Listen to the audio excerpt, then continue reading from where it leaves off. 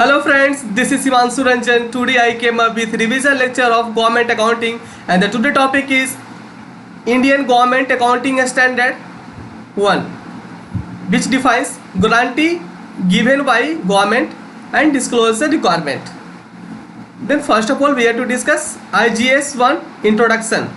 Introduction बोलता है the union government and the state government give guarantee for repayment of borrowing within such limit if any as may be fixed upon the security of the consolidated funds of India or the state as the case may be in terms of article 292 and 293 of the Constitution of India.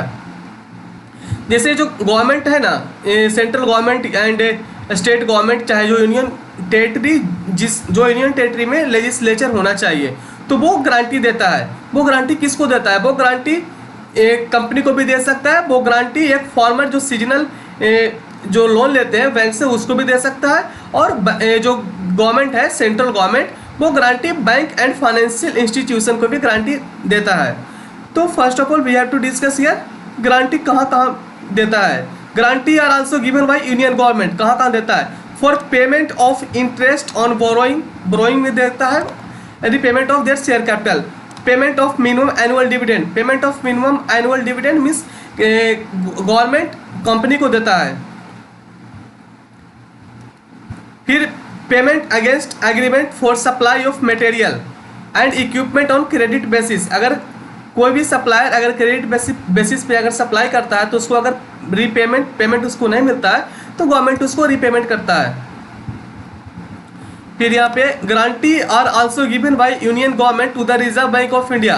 ये जो union government है वो reserve Bank of India को भी guarantee देता है and other bank and financial institution को भी गारंटी देता है for repayment of principal and payment of interest. Principal के साथ साथ उसका इंटरेस्ट को भी पेमेंट करेगा. फिर कैश क्रेडिट फैसिलिटी का भी वादा करता है कि अगर कैश क्रेडिट फैसिलिटी अगर किसी भी जिसे एक अकाउंट खुलवाते हैं ना बैंक में, उसी तरह से कैश क्रेडिट फैसिलिटी भी एक अकाउंट की तरह होता है. सपोज इट अगर आप 10 लाख रुपीज़ का अगर आप अकाउंट खुलवाए हैं कंपनी में, तो अगर आप उतना तक आप विड्रॉ कर सकते हैं. एक लिमिट होता है इसका. फिर financing seasonal agriculture operation means अगर कोई फार्मर होते हैं वो सीजनली लोन लेते हैं बैंक से, तो उसका पेमेंट करने के लिए भी गवर्नमेंट बैंक को गारंटी दे सकता है. For providing working capital in respect of company corporation. Working capital जिससे डे टू डे जो खर्च होता है कंपनी पे, उसका रिक्वायरमेंट फुलफिल करने के लिए कंपनी को और कॉरपोरेशन को, कोऑपरेटिव सोसाइटी को एंड कोऑपरेटिव बैंक को भी गारंटी देता है. यूनियन गवर्नमेंट हो विथ लेजिस्लेचर और central government and state government.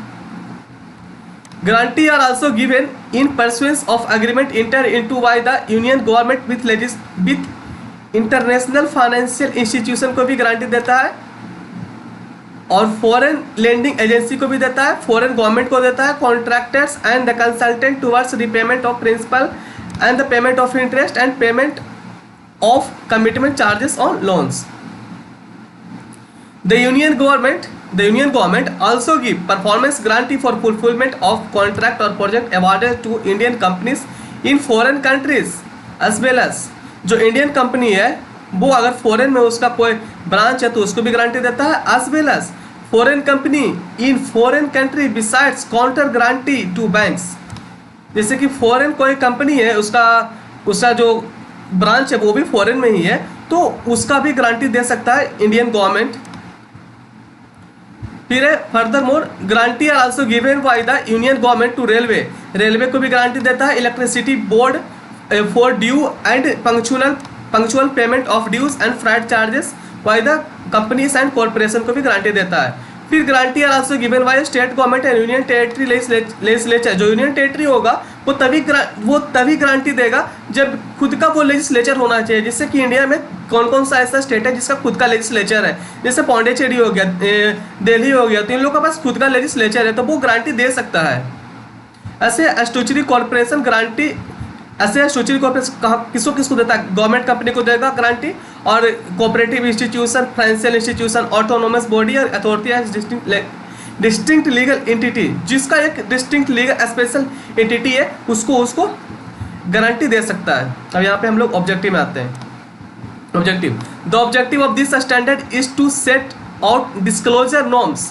Disclosure objective क्या है, मतलब क्या उद्देश्य है IGAS-1 का, क्या उद्देश्य है, ऑब्जेक्टिव क्या है, इसका डिस्क्लोजर देगा। Disclosure norms in respect of guarantee given by union government, state government and union territory with legislature in respective financial statement to ensure uniform and complete disclosure of this guarantee.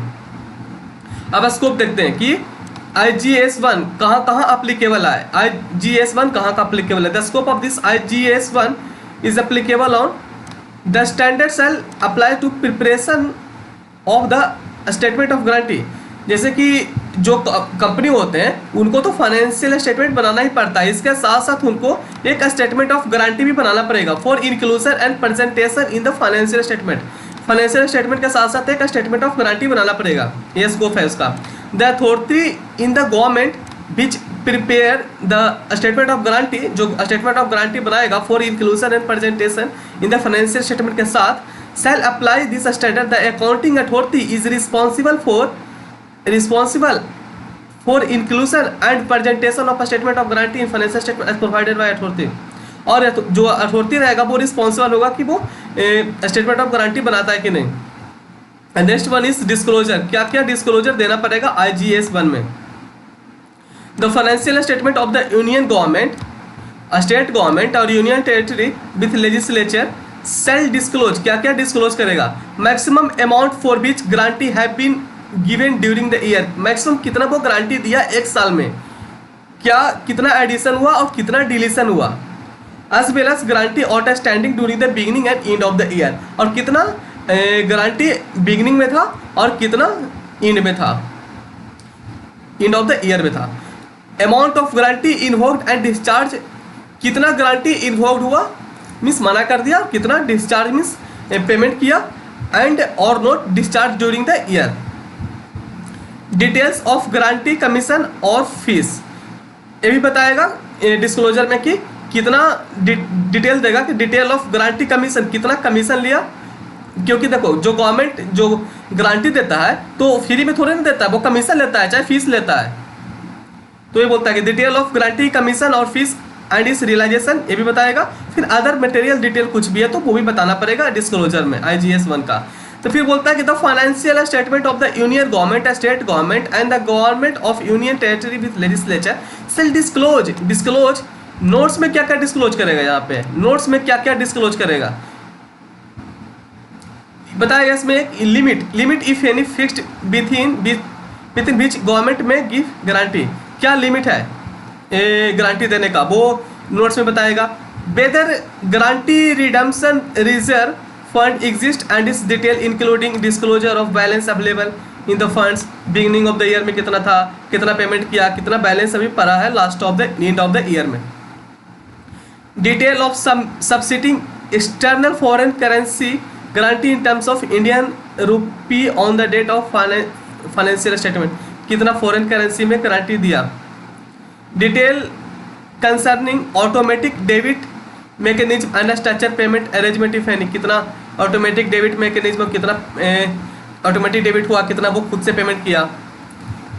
Weather budget document of the government content details of guarantee, जो budget government पेश करता है वो भी उस पर कुछ प्रभाव पड़ा कि नहीं। Whether budget document of the government content detail, मतलब जो बजट होता है गवर्नमेंट जो पास करता है at the end of the February of every year, तो वो भी इंक्लूडेड था कि नहीं गारंटी में।